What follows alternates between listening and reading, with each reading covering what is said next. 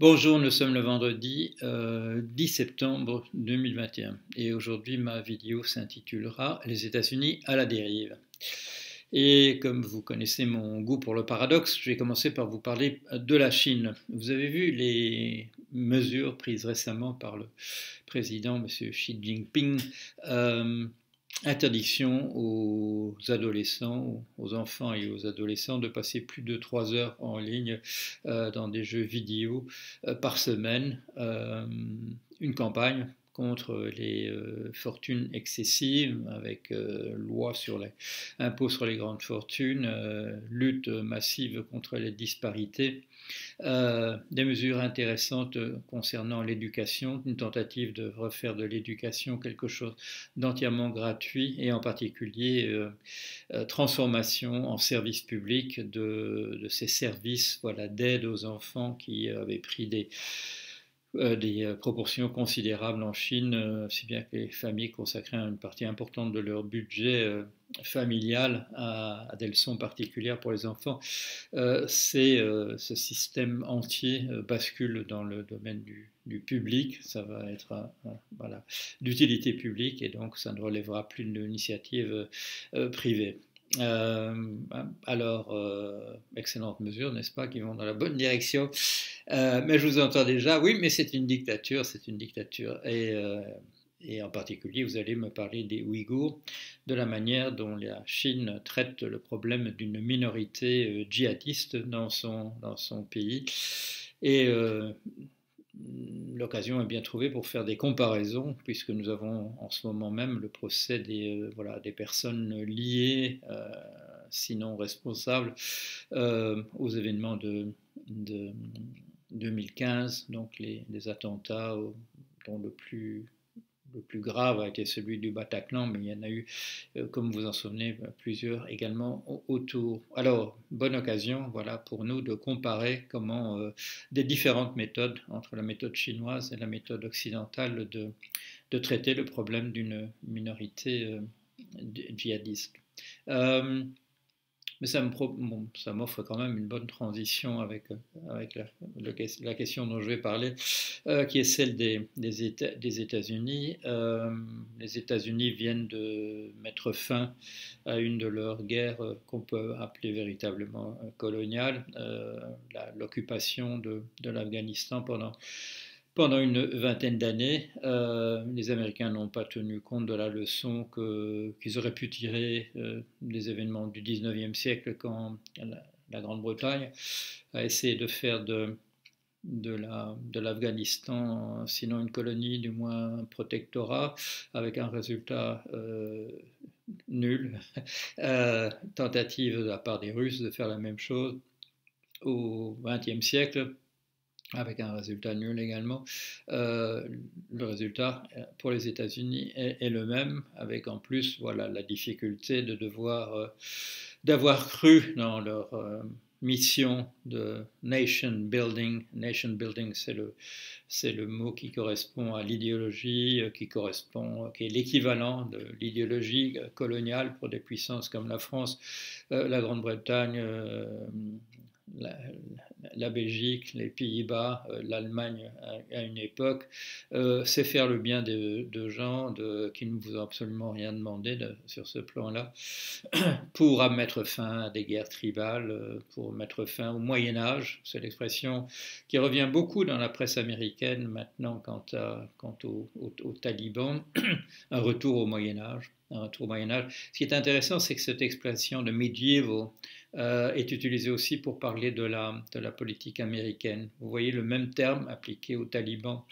en Afghanistan et le même terme utilisé par la presse de gauche, centre-gauche, démocrate aux États-Unis pour parler du fait que le Parti républicain s'est entièrement rangé sous la bannière qu'on pourrait appeler plutôt proto-fasciste, mais qu'on a préféré appeler médiévale pour ne pas utiliser des termes à connotation trop violente. Encore qu'un certain nombre de journalistes, un certain nombre de commentateurs n'hésitent pas à utiliser maintenant le mot de fascisme pour le mouvement lancé par M. Trump et par les gens qui le suivent, et par la manière dont le parti républicain s'est entièrement aligné derrière lui. Mais je reviendrai là-dessus un peu plus tard.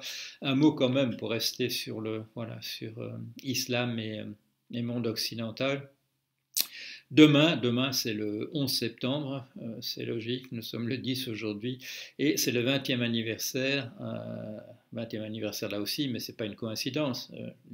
L'invasion de l'Afghanistan est une conséquence pour les États-Unis des événements du 11 septembre 2001, et donc la destruction en tout cas de les deux tours géantes à Manhattan, le World Trade Center, en détournant les avions de ligne et en les faisant s'écraser sur les deux tours. J'ai mis un petit billet sur mon blog parce que je réfléchissais, je pensais déjà hier soir un petit peu à cette vidéo que j'allais faire et je me suis posé la question, mais j'ai pas dû chercher très longtemps.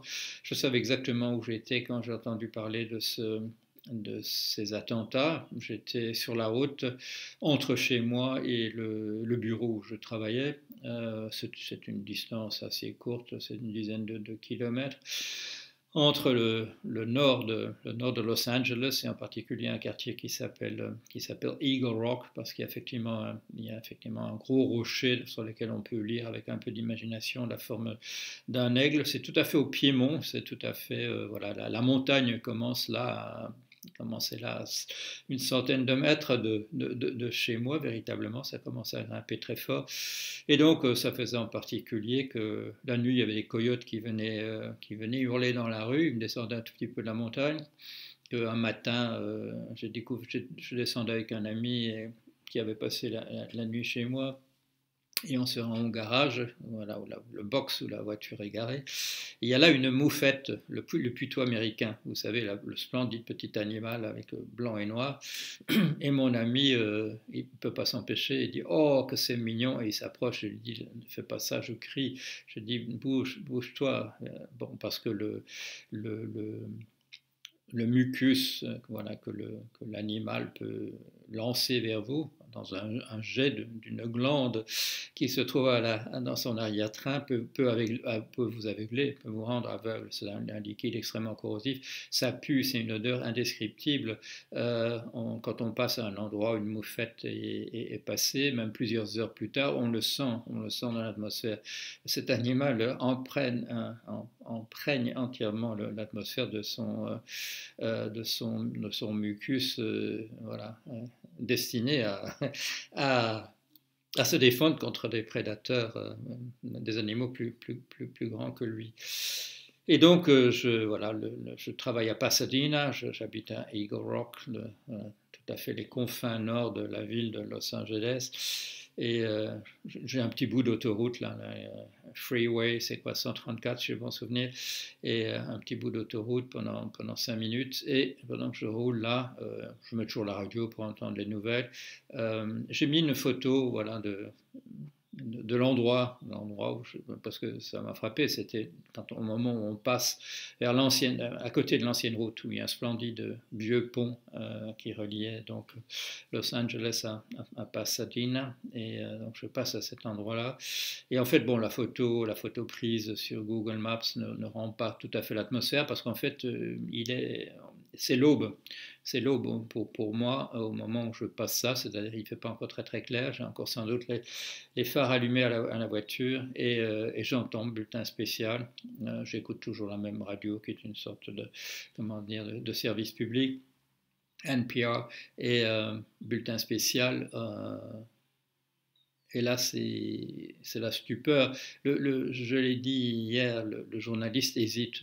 Il hésite à lire le papier qu'on lui a donné, en disant, bon, voilà, j'ai un papier qui me dit de dire qu'un avion de ligne s'est écrasé sur une des tours à Manhattan. Bon, et bien entendu, À ce moment-là, on dit déjà les gens qui sont massés en bas voient de la fumée qui s'échappe du haut, mais comme vous le savez, les événements vont aller très rapidement. Il y aura un deuxième avion sur la deuxième tour. Il y aura un avion qui s'écrasera sur le bâtiment du Pentagone. Vous connaissez ça, soit sous la version, je dirais, normale du compte-rendu des événements, soit par les visions complotistes, voilà, les représentations complotistes qui n'ont pas arrêté de circuler très rapidement. C'est la maladie des temps modernes.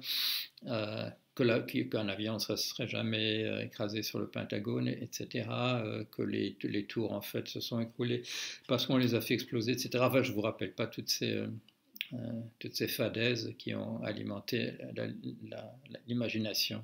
Il y a même eu une époque sur mon blog, voilà, plus tard, hein, dans 2008-2009, où il y a de nouveau eu des ingénieurs qui se sont disputés sur la question de savoir comment ces bâtiments se sont écroulés, en particulier un troisième bâtiment dont la vitesse d'écroulement paraît suspecte s'il ne s'agissait pas d'une explosion simultanée.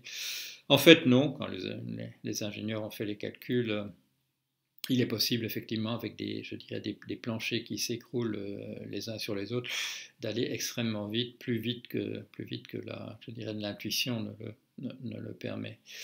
Et donc voilà, les États-Unis ont pour la première fois depuis la guerre civile, la guerre de sécession, ont des morts massives dues à un état de guerre de fait.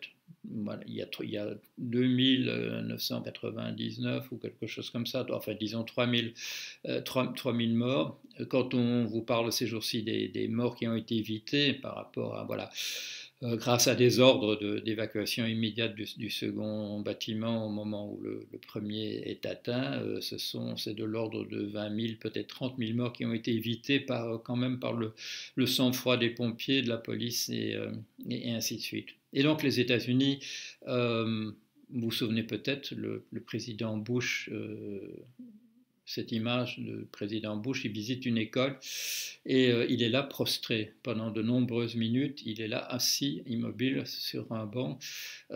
C'est pas vraiment l'amiral sur le navire amiral en train de donner les ordres au milieu de la bataille de Trafalgar. Non, c'est vraiment le chef d'État knock-out, voilà, hors du compte, assis là dévasté intérieurement et incapable de prendre la moindre décision. Mais c'est un beau symbole, ce président prostré, c'est un bon symbole des États-Unis. Les États-Unis ne s'attendaient pas à quelque chose de cet ordre-là sur leur propre territoire.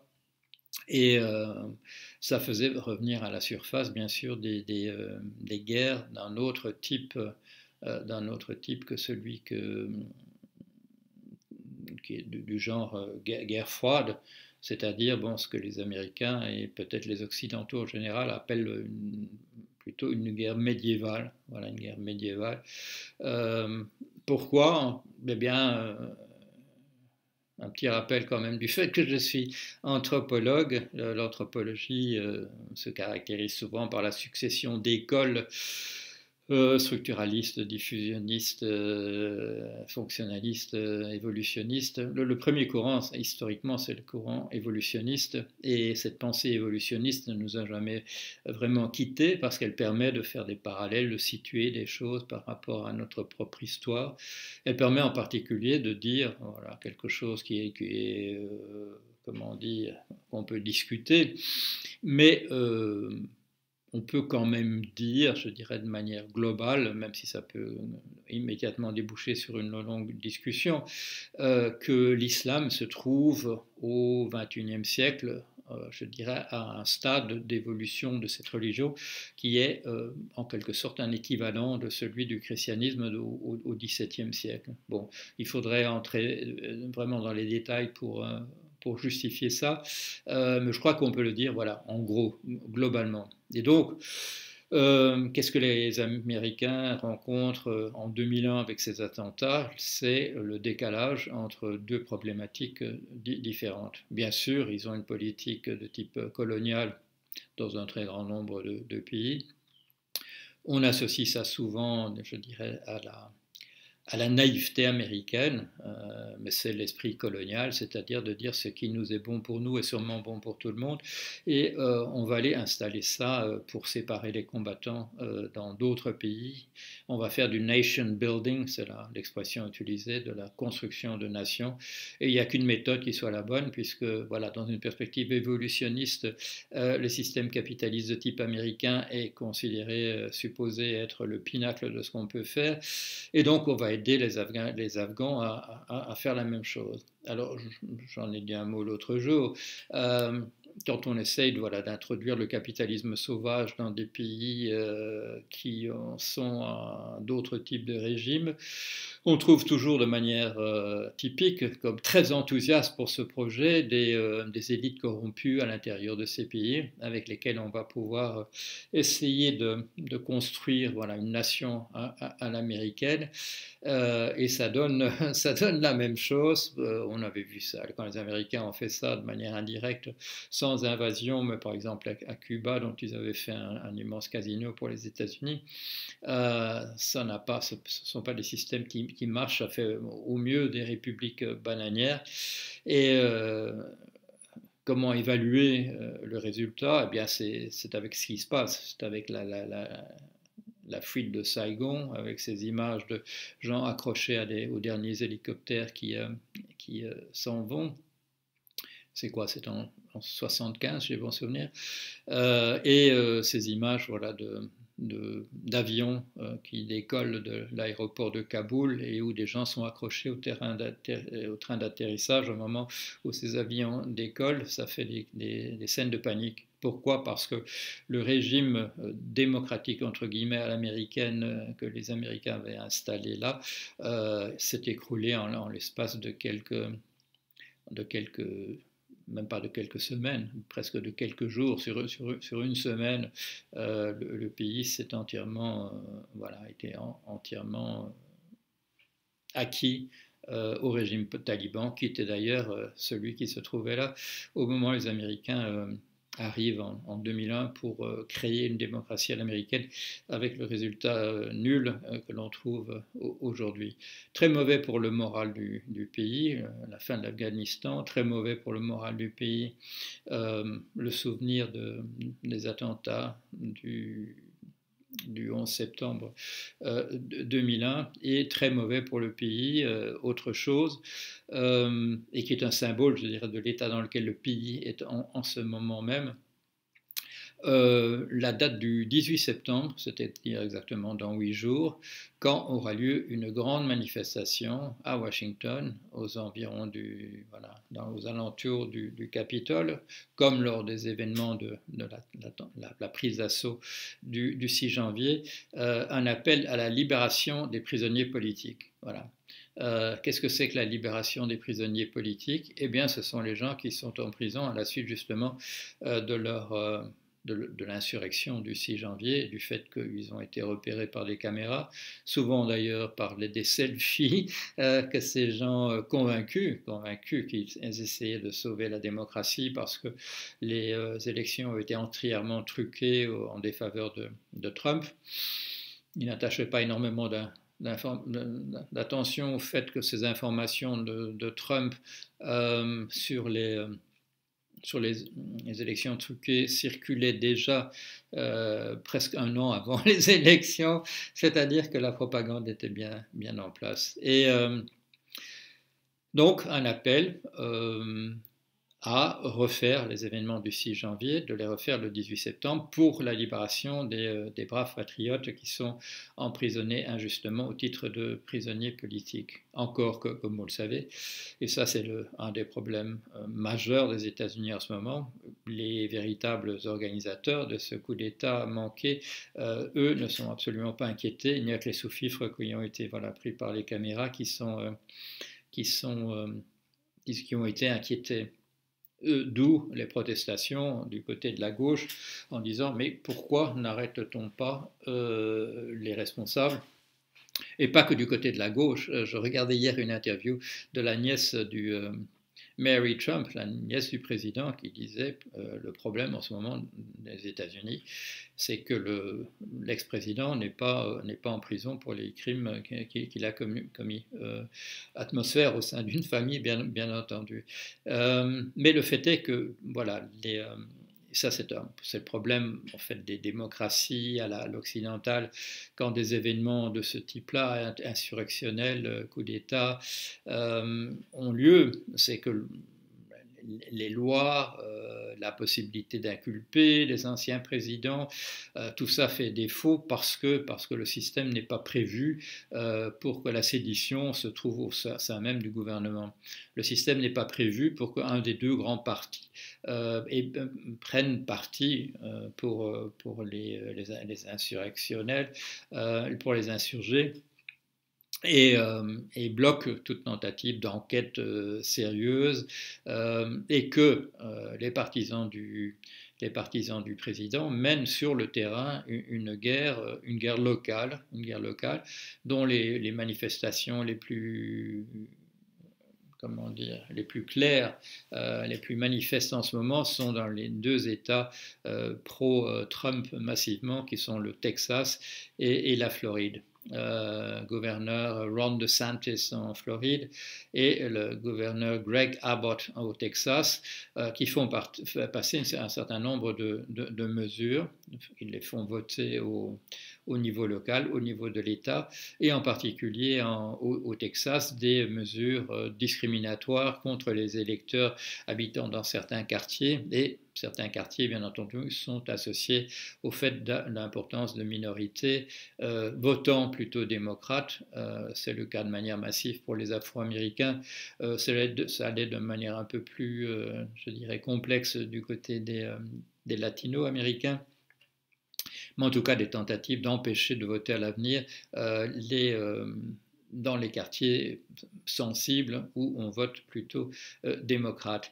Les derniers renseignements venus du dernier recensement sont à ce point de vue significatifs. Ils éclairent le fait que, à nouveau, les États-Unis ont une importante minorité agissante de suprémacistes blancs. La population blanche est en voie de devenir minoritaire à l'échelle du pays, blanche au sens de caucasien, comme disaient les Américains, c'est-à-dire donc selon la vieille classification de Blumenbach au début du 19e siècle, blanc caucasien, par opposition à des blancs qui seraient d'origine hispanique, descendants de conquistadors espagnols, qui sont assimilés plus ou moins d'ailleurs aux latino-américains, qui se trouvent dans le pays, aux États-Unis, et en particulier dans des États comme la Floride,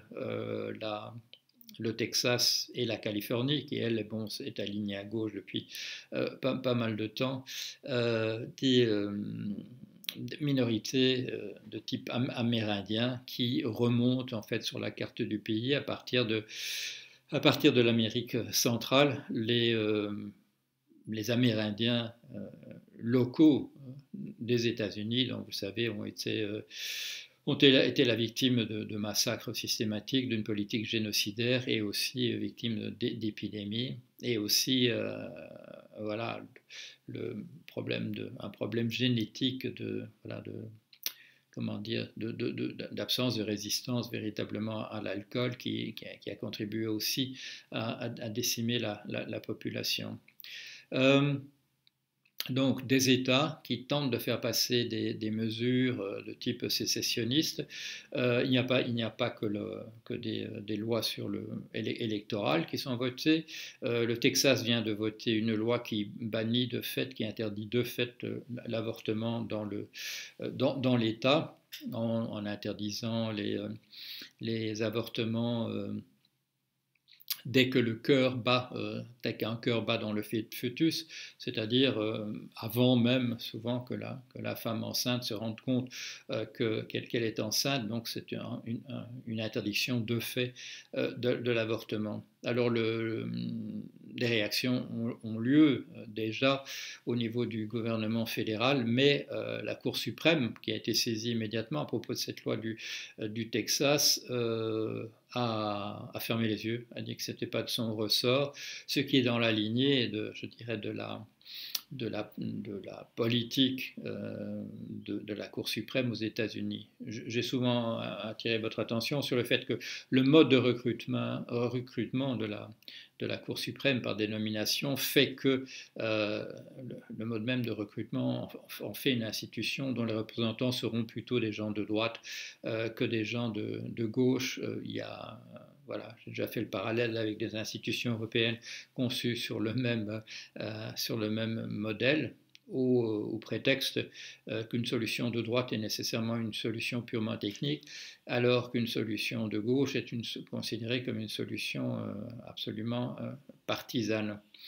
Le pays n'est pas en bon état non plus sur deux autres plans, sur le plan de la Covid, du Covid, dans la mesure où les États sont en guerre civile au niveau local à propos des politiques qu'il y a à faire, parce que même au Texas, même en Floride, avec un gouverneur de droite, voire même d'extrême droite fascisante, il y a des autorités locales, par exemple, voilà, des académies pour l'enseignement public, qui se rebellent contre l'interdiction de porter le masque dans les écoles. Voilà, il y a vous pouvez voir des pugilats dans les assemblées de parents d'élèves à propos de ça. Très mauvaise atmosphère au niveau local, où il y a bien sûr des partisans du Parti républicain et du Parti démocrate, et de manière générale, je dirais, une opposition entre personnalités souples d'un côté, en général démocrates, personnalités rigides, en général complotistes et républicaines de l'autre côté, et donc des oppositions entre le comté s'oppose au gouverneur, le gouverneur s'oppose à la politique fédérale, au niveau des académies, de l'enseignement public, chacun prend sa propre décision. En Floride, le gouverneur décide que les enseignants dont l'école a instauré le port du masque ne seront plus rétribués. On est dans une atmosphère de guerre civile qui justifie l'emploi par moi du terme de États-Unis à la dérive. Le pays est en déliquescence généralisée, vous le voyez, des insurgés, d'un mouvement insurrectionnel, d'un coup d'État de type proto-fasciste ne sont pas poursuivis parce qu'un des partis est entièrement complice, et parce que peuvent voter contre l'instauration d'une commission d'enquête, des gens qui eux sont complices, sont organisateurs de l'insurrection elle-même. Donc le pays est très mal protégé, des institutions qui ne protègent plus contre une dérive de type fascisant. Je parlais de la Californie en disant qu'elle est de gauche, voilà, depuis au moins une centaine d'années.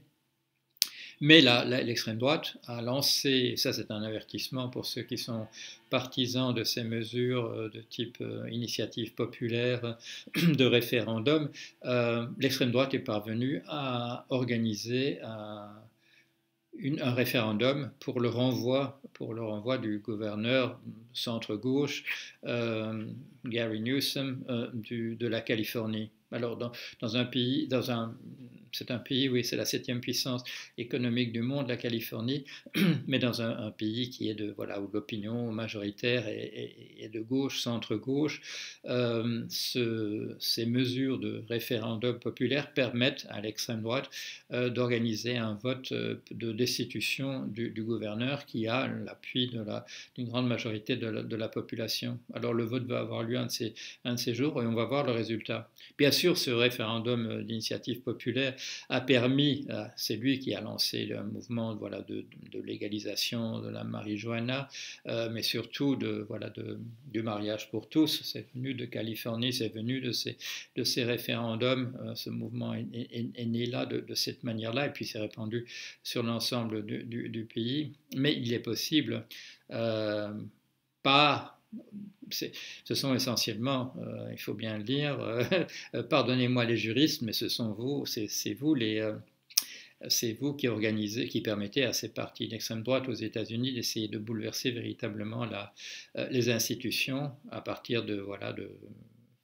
loopholes, de chicaneries qui n'ont pas été vues, de contradictions dans les lois, etc., d'essayer de renverser entièrement un système qu'on peut critiquer en tant que démocratie. Je viens de le faire d'ailleurs dans les premières minutes de cet exposé, mais qui constitue quand même une démocratie par rapport à ce que c'est d'instaurer les républicains alignés maintenant sur Trump. La difficulté pour les lois sur l'avortement, c'est que ça n'a jamais été une loi aux États-Unis. C'est un précédent Roe versus Wade. Voilà, c'est une décision de cour dans un cas particulier. Et malheureusement pour les États-Unis, beaucoup de principes importants reposent non pas sur des lois, mais sur de jurisprudence, comme le droit à l'avortement. Que va-t-il se passer le 18 septembre il y aura certainement des échauffourées. Le type d'émeutier qui n'était pas venu avec des armes parce que c'était interdit va sans doute essayer de venir cette fois-ci avec des armes. Il y aura quand même une meilleure projection du bâtiment du Capitole. Il y aura sans doute des tentatives du même ordre, comme ça avait été le cas le 6 janvier, de faire des choses du même ordre au niveau des capitoles de chacun des États. Un pays en très très mauvaise santé, un pays, ça fait penser bien sûr à l'Allemagne de Weimar, un pays qui chancelle, un pays qui a vacillé sur son socle il y a 20 ans, il y aura 20 ans demain, qui n'en a pas fait l'occasion que ça aurait pu être pour une autocritique, pour une prise de conscience, qui a foncé dans la direction qui était celle indiquée, c'est-à-dire d'envahir d'autres pays, essayer de leur imposer de force un régime à l'américaine avec les meilleurs sentiments du monde, mais alors que ce n'est pas nécessairement le désir de la population. Ceci dit, les désirs de la population, on le voit aussi, ne sont pas nécessairement, je dirais, le nec plus ultra en matière de ce qu'il faudrait faire, surtout dans une situation globale de l'humanité comme elle est en ce moment, avec des périls qui sont d'un ordre encore beaucoup plus dangereux, puisqu'il s'agit là, l'enjeu, c'est celui de l'extinction de cette race humaine, comme disent les anglophones, de ce genre humain, comme disent les francophones, dont le bilan est mitigé et dont la capacité à réagir dans les crises n'est pas nécessairement du meilleur niveau. Voyez le résultat de la diffusion du rapport du GIEC. La mobilisation est-elle générale depuis que ce rapport a été rendu public? On ne peut pas le dire, on ne peut pas dire non.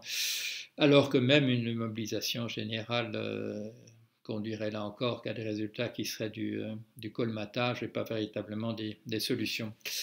Voilà, je le savais en donnant un titre comme celui-là à mon billet, c'est les États-Unis à la dérive, que ce ne serait pas un billet particulièrement enthousiasmant et encourageant, mais voilà, j'avais le sentiment qu'il fallait le faire. Allez, à bientôt.